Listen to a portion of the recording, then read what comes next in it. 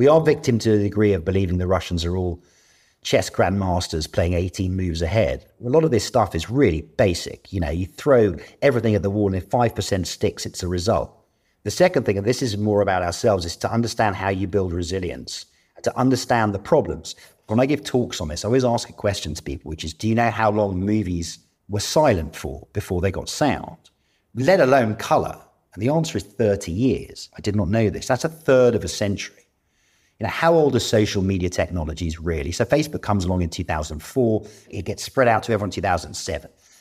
It really cuts through 2010, 11. It's 10, 15 years old. We're still in the Wild West stages of this stuff. Nobody really knows how to regulate it, knows how to deal with it. Look, if I want to say Alexandra Hall kicked my badger and I want to write this in an article, my editor will go, well, what's your evidence? I'm like, well, I don't have it.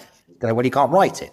If I decide to tweet it, and it just so happens that a lot of angry people from the Foreign Office, because they thought you were a bit too much of a rebel, retweet it, and it goes viral. I'm going to get a lot of hate mail. Yeah, I'm going to get a lot of... Alexander Hall, the badger kicker. And you can sue me. And then 15 months later, it might go to trial. And by then, everyone's forgotten anyway. So we just don't know. And I think we are dealing with it wrong in a conceptual level. We are getting hung up on content. We're getting hung up on what is being said. I don't know, Billy Bob from Tennessee wants to say Hillary Clinton kicked his dog. He should be allowed to say it. What is not permissible, if it turns out that Billy Bob from Tennessee and all his mates is in fact Ivan from St. Petersburg and all of his mates. If we're looking at how to combat this sort of stuff, stop getting hung up on content and go for behavior. That's the thing that we have to target, because you just can't stop people from being mean, unfortunately.